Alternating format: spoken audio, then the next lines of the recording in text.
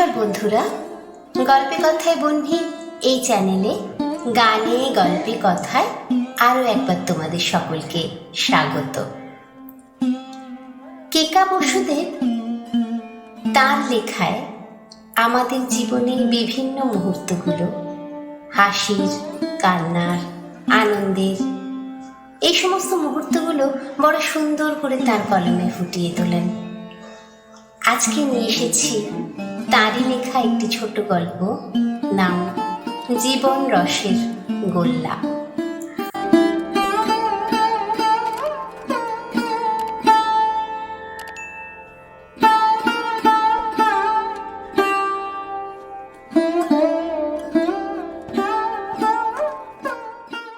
মা পিসিদের একটা তীর্থক্ষেত্র ছিল, কিংবা এখনো আছে, বালিগঞ্জ পেট্রোল পাম্প।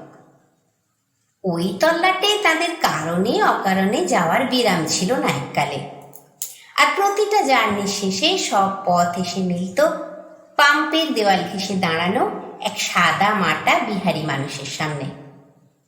সরু মোড়ার মতো দেখতে উঁচু এক স্ট্যান্ডের উপর লাল শালু দিয়ে মোড়া বোচকা, মাটির হাঁড়িতে তেঁতুল গোলা অমৃত জল, আর গুপ্ত সাধনায় সিদ্ধি লাভ করে পাওয়া ওয়ান্ডার স্পাইস দিয়ে মাখা আলু নিয়ে তিনি অপেক্ষা করতেন।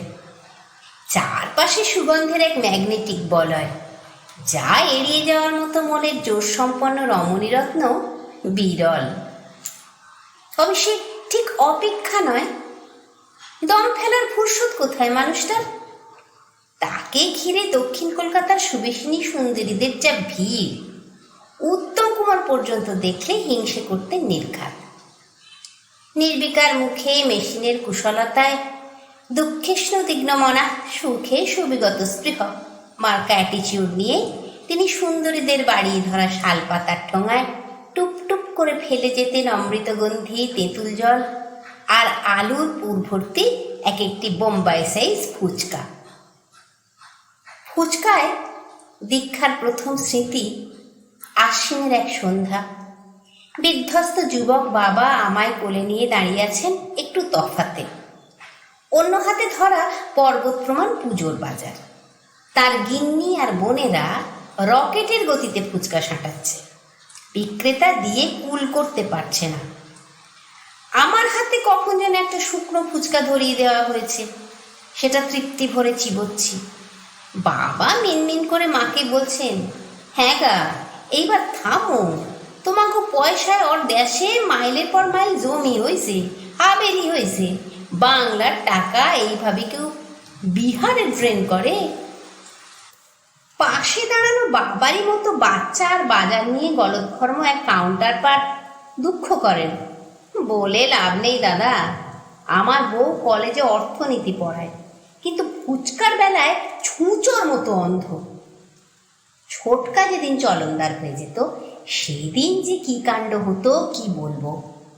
সে অপেক্ষা করত আর ক্ষণে ক্ষণে মায়েদের উদ্দেশ্যে হাত পারত, খাও খাও, ভালো কইরা খাও। একটু আগেই দেখলাম ফুচকাওয়ালা নাক খুইটটা গুপ্তদন বাইর কইরা জলের মধ্যে ফেলাইলো, সেই জন্যই অত টেস্ট। নারী বাহিনী সেদিন ফুচকা খাওয়া মাথায় উঠত, আর বিক্রেতা হাসি ছাপত। ভীষণ অরিজিনাল ছিল। কোনোদিন হয়তো বা বলতো, ফুচকাওয়ালা বড় বাইরেতে গিয়ে বাঁ হাতের কাজ ডান হাতে করে আর কখনো হাত ধোয় না, ওটাই নাকি টক জলের স্বর্গীয় টেস্টের সিক্রেট।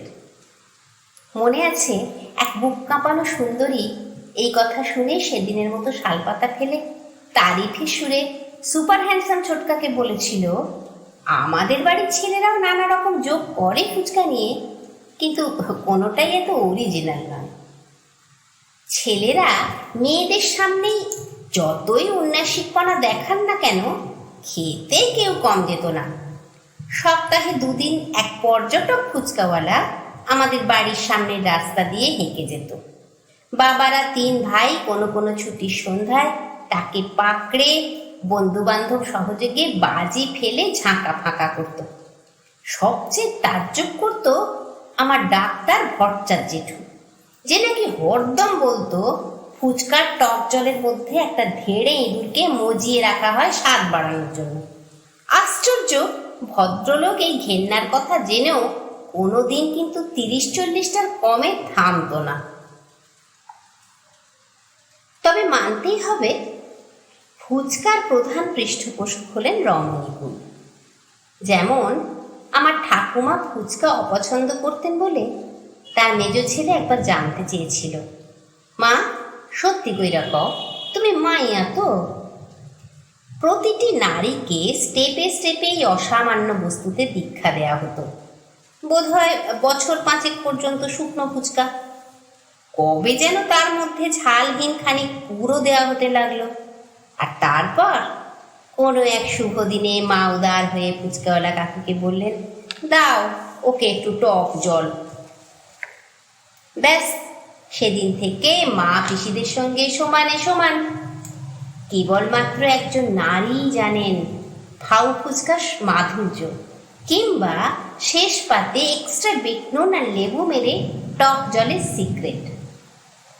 দুনিয়াতে পানিপুরি গোলগাপ্পা প্রচুর আছে, কিন্তু কলকাতার ফুচকার ব্যাপারই আলাদা। ও শুধু একটা খাবার নয়, বাঙালির ইমোশন।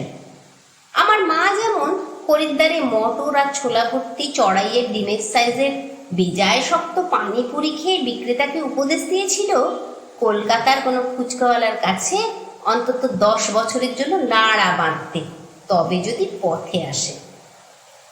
কোচিংয়ের সামনে ন্যাড়া পার্কটার মধ্যে আধো অন্ধকারে এক ফুচকাওয়ালা বসত 9-এর দশকে। তাকে ঘিরে কোচিং ফেরত টিনেজারদের মেলা বসে যেত প্রতিদিন। ছাত্রদের জন্য কনসেশনের ব্যবস্থাও ছিল। সোহমরা বড্ড গরিব, ফুচকার পেছনে 2-4টে টাকা খরচ করার ক্ষমতাও নেই ইচ্ছে মতো। বড়লোকের মেয়ে তিতির তেলের কুপির মায়াবী আলো আধারে তার হাত ধরে টেনে রাখে, একটু দাঁড়া, একসঙ্গে যাব। নিজে খেতে খেতে মাঝে মাঝেই পরম মমতায় সোহমের মুখে তুলে দেয় 2-1টা জীবন রসে ভরা ফুচকা। একটু খেয়ে হেল্প কর প্লিজ, আমার দাঁত টকে গেছে। চিরকালের কৈশোর প্রেম। এক বান্ধবীর বান্ধবী কর্তার এক্সের সঙ্গে বালিগঞ্জ পেট্রোল পাম্পে ফুচকা কম্পিটিশন করে তাকে গো হারান হারিয়ে নিজে 7 দিন শয্যা নিয়েছিল। পুরো আধুনিক বোম্বাইয়া দেবদাসের পারো বনাম চন্দ্রমুখী ডুয়েল। বিজয়া দশমীর সন্ধেবেলা এক ফুচকাওয়ালা আসতো আমাদের মাঠে। ছোটকা তার ঝাঁকা শুদ্ধ কিনে নিত, মালপত্র রেখে সে চলে যেত, ফিরিয়ে দিয়ে যেত পরের দিন। রাতে ঠাকুর বরণ হয়ে যাওয়ার পর ছোটকা মাথায় গামছা বেঁধে ফুচকাওয়ালা সাজত, বুলা কাকা হতো অ্যাসিস্ট্যান্ট। পাড়ার সব মেয়ে বউরা তাদের ঘিরে ধরে যথেচ্ছ ফুচকা খেত সেদিন। যেবার ছোটকা চলে গেল, সেবারও দশমীর সন্ধ্যায় ফুচকাওয়ালা এলো। বুলা কাকা বললে, তোমার কাস্টমার তো পলাইছে, আর কোনোদিন আইবে না। খানিকক্ষণ অবিশ্বাসের চোখে বুলা কাকার করুণ মুখের পানে চেয়ে থাকে মানুষটা। তারপর সব সরঞ্জাম নামিয়ে রেখে চোখ মুছতে মুছতে হাঁটা লাগায়। আর কোনোদিন ফিরে আসেনি। তার তৈজসগুলো আজও যত্ন করে রাখা আছে বুলা কাকার ঘরের কোণে।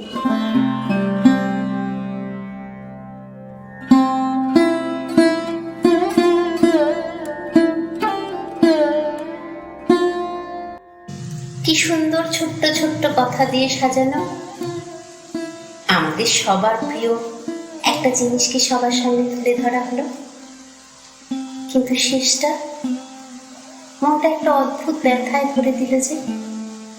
মনে পড়ে গেল রবীন্দ্রনাথের একটা গান, আছে দুঃখ আছে মৃত্যু বিরহ দহন রাগে, তবু শান্তি তবু আনন্দ তবু অনন্ত জাগে।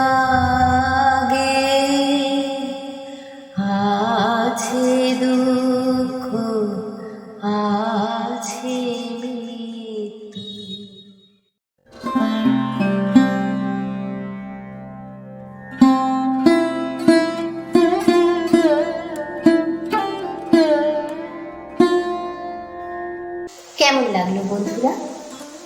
যদি ভালো লেগে থাকে একটা লাইক করো, প্রিয়জনদের সঙ্গে শেয়ার করো, আর আমার চ্যানেলটা সাবস্ক্রাইব করে আমার পাশে থেকো।